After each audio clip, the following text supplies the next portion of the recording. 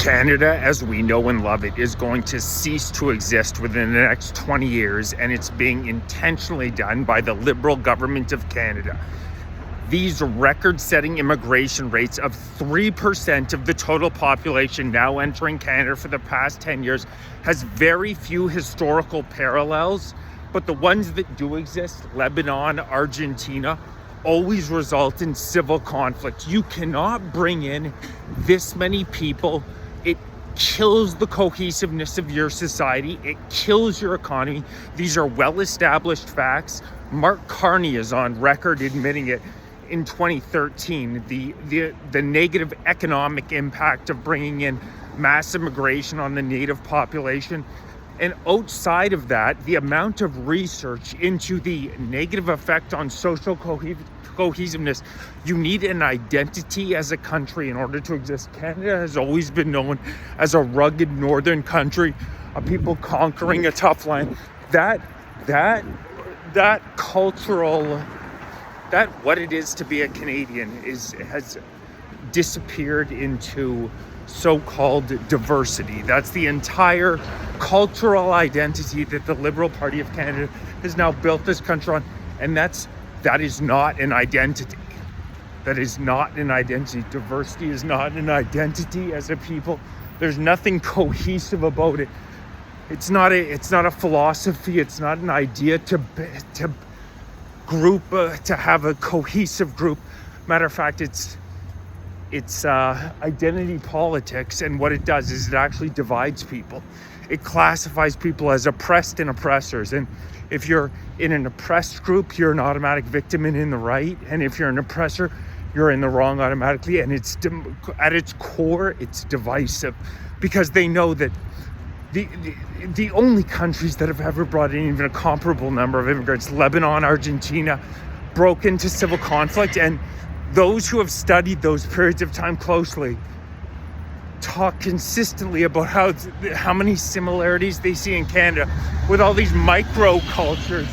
It's undoubtable that there are now many different societies, many different groups of people living in cities in different areas, and the percent of the now 8 million people that have been allowed in the country in the past decade, how many of them do you think would fight for Canada? Do you think that if there is a conflict, and there is going to be a conflict, you know what's going on in Venezuela, the world right now is at a very, very odd place. The number of people who have just arrived, do you think that the people in these hate mobs that we've seen on our streets for the past 2.5 years, do you think that they are going to fight to defend Canada? And if you've noticed online, there's been more advertising for the military. But how far behind Canada is in terms of our military versus other countries is shocking. We're still only spending 1.3% of GDP. Matter of fact, there was actually a $4.3 billion cut in the most recent budget to Veterans Affairs, which is disturbing. And Carney doesn't even get asked about immigration. Nobody questions Carney on, as I said, the Liberals initially upped immigration to 1.3% a year. It is now at 3% a year. This is unprecedented. This is adding a British Columbia once every 4 years. Unprecedented levels of immigration. And he doesn't even get questioned on it.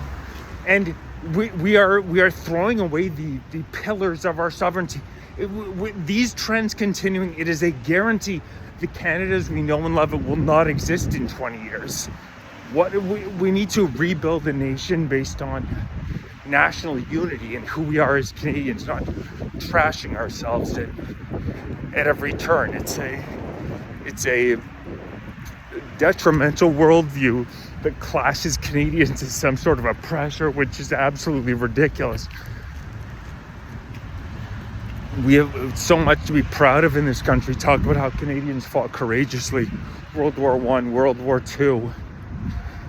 We're a country where, up until recently, you're allowed to speak your mind. Free speech exists. The Liberals are now trying to get rid of that with Bill C-8, Bill C-9. They can cut your internet service off without any notification if they don't like what you're saying. You can go to jail for life for so-called hate speech, which the definition is now expanded to so-called fomentation of detestation and vilification. These are extremists. The left wing in Canada are really climate extremists. When you look into their policy, they, for 11 years, have really damaged the Canadian economy while getting themselves rich on these green initiatives, and a stupefying amount of corruption. And that's what you see in late stage empires. Not to say that Canada was ever an empire, but certainly was in much stronger position 11 years ago than we are now. And that's because we have corrupt politicians at the top. Justin Trudeau, whether you're talking We Charity scandal, SNC-Lavalin, the Arrive Can app that cost $500 million and could have been created in about 3 hours, the Green Slush Fund, the amount of corruption is no doubt late stage empire. The amount of money in a country where over 2 million people are using a food bank here, the amount of money that goes overseas that is corrupt. It was just revealed that Justin Trudeau spent $11 billion on gender, I forget what the second word was, but this craziness, $11 billion Canadian taxpayer dollars. What value exactly have the Canadian people gotten out of that? Please let me know where the value is. We have a government that actively hates us. There's no other way to define what they've done. They know that bringing in 3% of the population every year in immigration is undoubtedly going to lead to economic pain. More Canadians using MAID, medically assisted dying, which they're handing out like candy right now. So they don't want Canadians to have the ability to voice their opinion and tell the Canadian population what they're doing. Because when you can't win the argument, you have to shut the other side down. The good guys in history are never the guys who are shutting speech down. And that's what we're seeing right now, definitively, with the Liberal Party of Canada. This is why I'm starting the Fight for Canada party. All the paperwork ready to go. Thank you very much to everybody who signed. I have over the 250 signatures needed. I'm going to keep you guys updated and then figure out what race we can run in. And then once you get signed up as a party, there's also certain other activities you can partake in. Get guarantees that you will show up in certain debates. There are a lot of benefits to becoming an official party, and obviously it just adds weight to your voice, right? Rather than being just a total independent, because we need people that are going to come out and actually point out how looted our country is being. Because the mainstream media, CBC, CTV, Global News, certainly are not going to do that. They are literally state propagandists. Total embarrassment. They receive $1.5 billion a year from the government to spew their propaganda. Please like, share, join, become a member, donate, grab some gear. Really appreciate everybody who does. Canadian patriots need to stand up.